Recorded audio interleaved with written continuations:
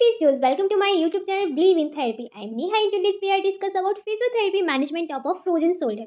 तो डे 4 में आज हम डिस्कस करने वाले हैं फिजियोथेरेपी मैनेजमेंट फ्रोजन शोल्डर का। तो फर्स्ट ऑफ ऑल सबसे पहले हम समझ लेते हैं, थोड़ा सा क्विक रिमेंबर कर लेते हैं कि फ्रोजन शोल्डर एक्चुअली होता है क्या। जो हमारा जीएस जॉइंट होता है, कोई during repetitive movements means like during abduction and repeated overhead activities of a shoulder, जिससे क्या होता है रिपीटेटिव मूवमेंट्स की वजह से वहाँ पे इन्फ्लेमेशन टेंडिनाइटिस हो सकता है, बाइसेप्टल टेंडिनाइटिस हो सकता है, फ्रैक्चर सबलक्शन डिसलोकेशन हो गया, उसकी रीजन की वजह से फ्रोजन शोल्डर हो सकता है। या आप बहुत ज़्यादा अपने स्टैपुलर मसल्स बाइसेप्स मसल्स का बहुत ज़्यादा यूज़ कर रहे हैं प्रोलॉन्ग एक्टिविटीज़ में, तो इसकी इस रीजन से भी हमें फ्रोजन शोल्डर की कंप्लेंट मिल सकती है। तो फ्रोजन शोल्डर एक्चुअल होता है क्या है कि जीएच जॉइंट पे बहुत पेनफुल कंडीशन हो जाती है, स्टिफनेस हो जाता है, हमारे जो जॉइंट की रेंज ऑफ मोशन है वो कम हो जाती है, जो पेशेंट होता है वो full abduction full flexion movement नहीं कर पाता है। ओके, तो इसके कुछ क्लिनिकल फीचर समझ लेते हैं, मीन्स क्या क्या इसके क्लिनिकल फीचर होते हैं। तो क्लिनिकल फीचर में जैसे कि जो पेशेंट होता है उसकी 3 टाइप की स्टेज होती है कि पेशेंट आपको पता करना है कि किस स्टेज में पेशेंट आपके पास आ रहा है। 3 टाइप की जो स्टेज होती है उसमें जो पेशेंट का कंप्लेंट पेन और स्टिफनेस का रहता है। तो स्टेज 1 में जो होता है कि स्टेज ऑफ पेन का रहता है, जैसे पेशेंट की कंप्लेंट होगी कि उसे बहुत ज़्यादा पेन है और लॉस ऑफ अबडक्शन हो गया, डिक्रीज मूवमेंट्स होते हैं। स्टेज 2 जो होती है उसमें स्टेज ऑफ स्टिफनेस होती है, मीन धीरे धीरे पेन तो कम हो जाता है पर पेशेंट की कंप्लेंट रहती है कि उसका सोल्जर है धीरे धीरे उसका कैप्सूल जो है वो स्टिव होते जा रहे हैं। और थर्ड स्टेज जो होती है स्टेज ऑफ रिकवरी की होती है, जिसमें क्या होता है कि ये आपको पेन होता है और ये जो स्टिफनेस थी वो भी रिकवर हो जाती है, पर जो पेशेंट की फुल रेंज ऑफ मोशन जो थी वो फिर से रिगेन नहीं हो पाती, नॉर्मल नहीं हो पाती है। तो ये 3 स्टेज होती हैं। उसके बाद हम समझते हैं कि जब भी आपके पास पेशेंट आ रहा है उसकी जो प्रेजेंट कंप्लेन है, पेन है, स्टिफनेस है, लॉस ऑफ मूवमेंट्स हो रहा है, तो यहाँ पे आज जो फिजियोथेरेपिस्ट आप कुछ टेस्ट भी कर सकते हैं, असेसमेंट प्रॉपर लेंगे। तो टेस्ट में एक टेस्ट होता है एप्लिस क्रश टेस्ट, जो कि फ्रोजन शोल्डर के लिए होता है। इसमें पेशेंट को आपको बोलना है कि आपको पीछे अपनी बैक एरिया को टच करना है, तो पेशेंट को बहुत ज़्यादा पेनफुल कंडीशन होगी, पेशेंट टच नहीं कर पाएगा। तो ये टेस्ट हम करके ज़रूर देख लेते हैं।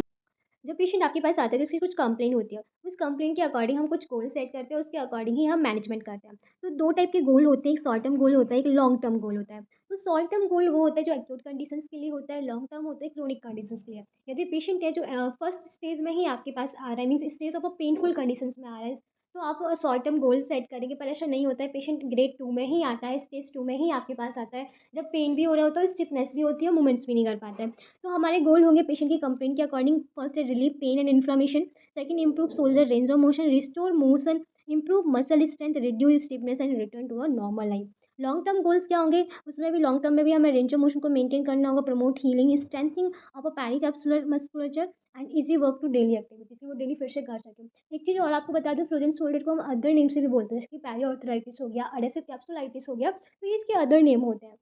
ओके, तो हम स्टार्ट करते हैं शॉर्ट टर्म गोल्स के बारे में, जिसमें कि हम फेज़ 1 लेते हैं। जो फेज़ 1 है वीक 0 टू 6 वीक के बीच का जो सेशन रहेगा, उसमें आपको क्या-क्या करना है। तो ये थोड़ा-सा 3 फेज़ में हमने इसे डिवाइड किया है, 6 फिर 6 से हम आगे के वीक्स एंड उसके आगे, जब तक पेशेंट को फुल रिकवरी नहीं हो जाती है, रीगेन। तो हमने इस ट्रीटमेंट ड्यूरेशन को 3 फेज़ में डिवाइड किया है, phase 1, phase 2, phase 3, according to the week session कि कितने वीक का पेशेंट को ट्रीटमेंट चल रहा है, जब तक कि पेशेंट की जो फुल रेंज ऑफ मोशन है वो रिकवर नहीं हो जाती है। तो फर्स्ट गोल है हमारा to reduce pain and inflammation, pain और इन्फ्लेमेशन को कम करना। तो जिसमें कि हम, जैसे कि आपको बता चुके हैं कि एक्यूट कंडीशन है तो हम आइस का यूज़ करेंगे, क्रायोथेरेपी का यूज़ करेंगे, क्रोनिक कंडीशन है तो हम मॉइस्ट हीट थेरेपी का यूज़ करेंगे, मीन्स हाइड्रोकर्टेड पैक का यूज़ करेंगे। ओके, तो यहाँ पे एक्यूट कंडीशंस है, वीक स्टार्टिंग से है, तो हम आइस पैक का यूज़ कर रहे हैं, जिससे क्रायोथेरेपी के फॉर्म में जो क्या करता है हमारी इन्फ्लेमेशन को कम करता है, पेन को कम करता है, जो पेन के जितने सारे फाइबर्स होते हैं जो कि स्टिमुलेट होते हैं उनको कम करता है एंड हमारी स्पैज़म को लिमिट कम कर देता है। जो ट्रीटमेंट ड्यूरेशन रहेगा वो 15 मिनट्स का रहेगा पर डे। ओके, यहाँ पे आप एक चीज़ और समझ लेते हैं कि आप स्टार्टिंग में यदि पेशेंट को ट्रीट कर रहे हैं तो उससे पहले आप क्या करेंगे, थोड़ा-सा मॉइस्ट हीट यूज़ करेंगे एंड देन उसके बाद जैसे ट्रीटमेंट हो जाता है लास्ट में आप आइस का यूज़ करेंगे, तो ये बहुत ज़्यादा बेनिफिशियल रहेगा। स्टार्टिंग में क्या होता है, हम जो जितने सारे फाइबर हैं आप एक्सरसाइज कराने वाले हैं तो उससे पहले आप मस्कुलर फाइबर को स्मूथ कर लेंगे मॉइस्ट हीट का यूज़ करके एंड देन लास्ट जब ट्रीटमेंट हो जाता है तो आप आइस का यूज़ कर लेंगे, जिससे कि जितने सारे फाइबर टियर्ड हुए हैं वो फिर से सही हो जाए, नॉर्मल हो जाए। ओके, तो ये 15 टू 20 मिनट्स लास्ट आपको सबसे बाद में ये प्रोसेस करना ही करना है। ओके, नेक्स्ट समझते हैं पेन को कम करने के लिए अल्ट्रासाउंड आप यू फर्स्ट अल्ट्रासाउंड यूज़ कर सकते हैं एक्यूट कंडीशंस में। अल्ट्रासाउंड का जो डोज़ रहेगा वो पल्स अल्ट्रासाउंड रहेगा। पल्स अल्ट्रासाउंड जो कि हम एक्यूट कंडीशंस में यूज़ करते हैं और कंटीन्यूअस अल्ट्रासाउंड वो हम क्रोनिक कंडीशंस में यूज़ करते हैं। तो इसकी जो इंटेंसिटी रहेगी वो 0.5 टू 0.9 वॉट स्क्वायर सेंटीमीटर रहेगी, फ्रीक्वेंसी है 1 मेगाहर्ट्ज़ रहेगी, टाइम ड्यूरेशन जो रहेगा 10 मिनट्स रहेगा। अप्लाई कहाँ कहाँ करेंगे? Over a posterior anterior superior region in slow overlapping stroke. Okay, तो स्लो स्लो आपको पोस्टीरियर एंटी सुपीरियर आपको अल्ट्रासाउंड का यूज़ करना है। 10 मिनट्स के लिए आपको पर डे ही इसका यूज़ करना होगा। Next is a TENS. TENS क्या करता है? टेंस भी पेन को रिड्यूस करता है। इसकी जो फ्रीक्वेंसी रहेगी 90 टू 120 हर्ट्ज रहेगी, टाइम ड्यूरेशन रहेगा 15 टू 20 मिनट्स। ये क्या करता है कि हमारे मैकेनिकल रिसेप्टर होते हैं उन्हें स्टिमुलेट कर देता है, और जो नोसी रिसेप्टर होते हैं उन्हें इनहिबिट कर देता है, जिससे कि हमें पेन फील नहीं होता है और ये हमारे पेन गेट मैकेनिज्म पे काम करता है। नेक्स्ट समझते हैं आइसोमेट्रिक। आइसोमेट्रिक क्या करेगा? आइसोमेट्रिक जो एक्सरसाइज होती हैं, हम पेशेंट को इनिशियली हम कराते हैं वीक 0 to 8 6 वीक के बारे में हम डिस्कस कर रहे हैं। तो यहाँ पे हम आइसोमेट्रिक जो एक्सरसाइज करा रहे हैं, तो वो परफॉर्म करेगा धीरे धीरे पेशेंट। आइसोमेट्रिक जैसे कि shoulder flexion, extension, abduction, external rotation, ये क्या करेंगे? हमारे रेंज ऑफ मोशन को भी इंक्रीज करेंगे, पेन को भी कम करेंगे। और इसकी जो इंटेंसिटी रहेगी, मैक्सिमम इंटेंसिटी आपको 70% मैक्सिमम वेलोसिटी कॉन्ट्रेक्शन रखना है, होल्ड रखना है पेशेंट को 10 सेकंड के लिए, और 70% की इंटेंसिटी के साथ आपको आइसोमेट्रिक करानी होगी। इसका जो रिपीटेशन रहेगा 8 to 10 टाइम्स रहेगा। ग्रेड 1 मोबिलाइजेशन, अभी एक्यूट कंडीशन है तो आप ग्रेड 1 जॉइंट मोबिलाइजेशन देंगे, जिससे कि पेशेंट का जो जितने सारे फाइबर्स है जीएच जॉइंट पे, मीन्स ग्लेनोह्यूमरल जॉइंट पे, तो फिर से जीएच जॉइंट पे जो पेन वेन का है वो कम हो जाए, जैसे कि anterior posterior of GH joint to reduce pain. यहाँ पे आप डायग्राम में देखेंगे या कैसे आपको जॉइंट मोबिलाइजेशन कराना है। पैसिव ब्लाइडिंग देनी है शोल्डर जॉइंट पे विद लॉन्गिट्यूडनल फ्लेक्शन के साथ। ओके, यहाँ पे पैसिव मोबिलाइजेशन शोल्डर जॉइंट पे दे रहे हैं therapist in forward stooping position में। तो ये हम इस तरीके से ग्रेड 1 में हम जॉइंट मोबिलाइजेशन करा सकते हैं। नेक्स्ट हमारा गोल है to restore the range of motion. Range of motion को रिस्टोर करने के लिए क्या कराएंगे आप? कोडवन पेंडुलम एक्सरसाइज होती है जो कि बहुत ज़्यादा इंपॉर्टेंट होती है। तो इसमें क्या करना होता है? पेशेंट को आपको बोलना है कि किसी टेबल या किसी चेयर का सपोर्ट लेके उसे एक मूवमेंट करना है, साइड टू साइड मूवमेंट करना है अपनी बॉडी वेट को शिफ्ट करके। It is a done passively, no muscular effort of GH muscles required, body weight is use to move extremely back और fore side of the side side, back and forward backward side to side. तो ये motion करना है patient को, इसे बोलते हैं कॉर्मान exercise. ये क्या करती है? हमारी मसल्स को रिलैक्स करती है। जीएच जॉइंट पे जो भी डिस्ट्रैक्ट हो रहा है जॉइंट, उसके अर्ली मोशन में ये हेल्प करती है। Next is range of motion को इंक्रीज करने के लिए स्टैटिक स्ट्रेचिंग एक्सरसाइज करा सकते हैं।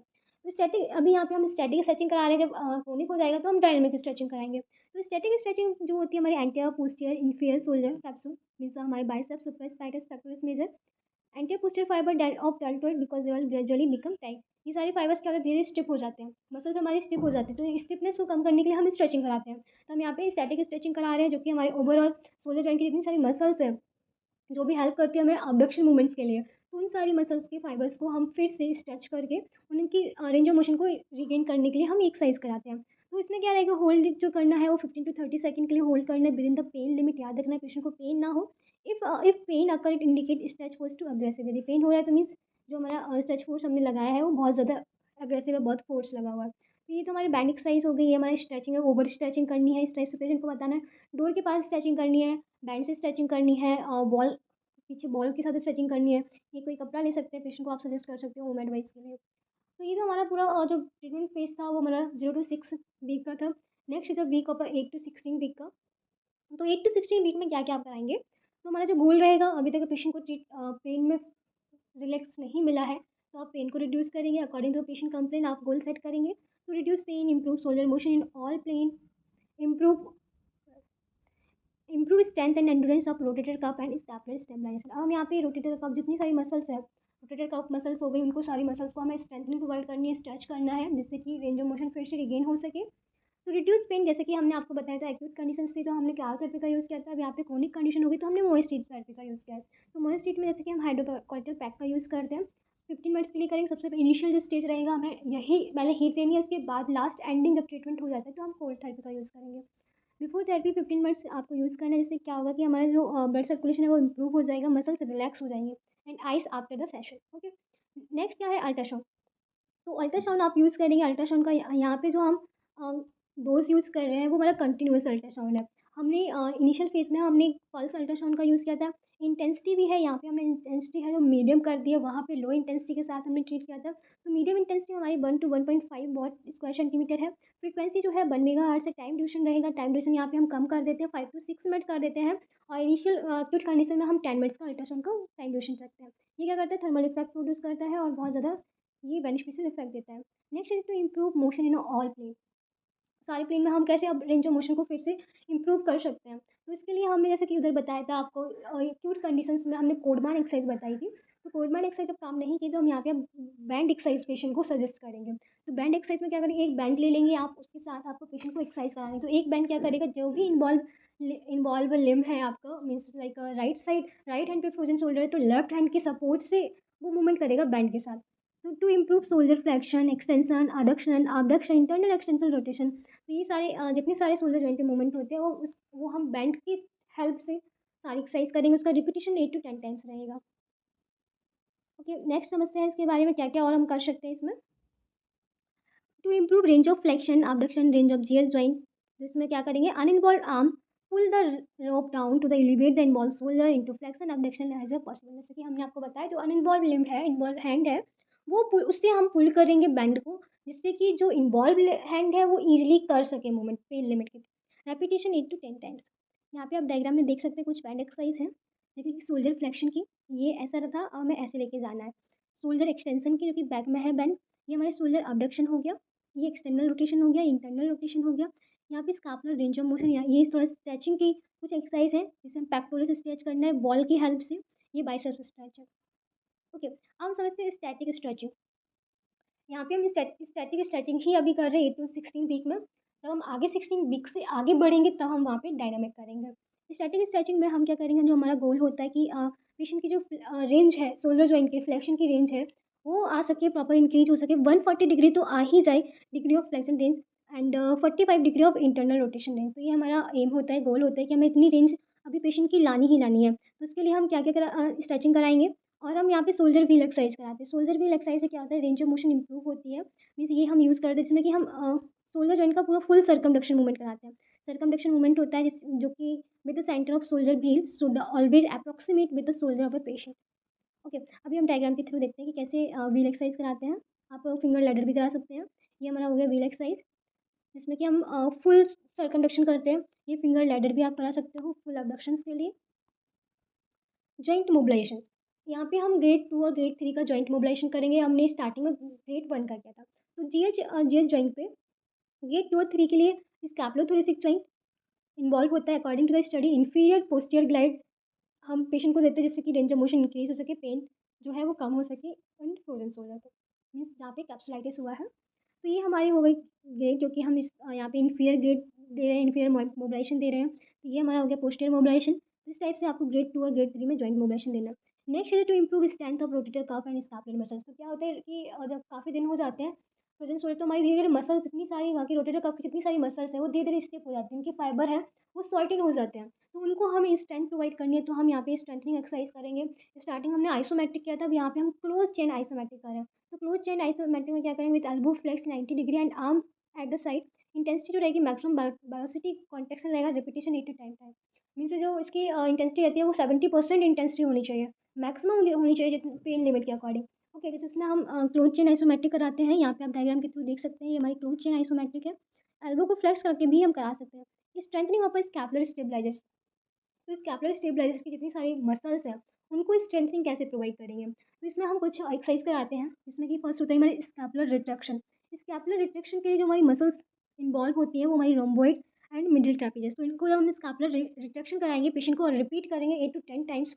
ओके, तो इसमें क्या होगा कि हमारी जो रोम्बॉइड मेजर माइनर मसल्स होती हैं, ट्रैपेजियस मसल्स होती है, ट्रैपेजियस का मिडिल फाइबर होता है, उसकी स्ट्रेंथिंग इंप्रूव होती है। स्कैपुलर प्रोटेक्शन, इसमें क्या होता है, सैलेटस एंटीरियर मसल्स को स्ट्रेंथन प्रोवाइड होती है। स्कैपुलर डिप्रेशन, जिसमें कि latissimus dorsi, trapezius, serratus anterior muscle involve होती है। शोल्डर मीन शोल्डर एलिवेशन के लिए ट्रैपेजियस एंड लेवेटर स्कैपुलर। तो इनकी मसल्स के लिए हम ये सारी एक्सरसाइज पेशेंट को कराते हैं। अभी डायग्राम के थ्रू भी हम आगे समझेंगे।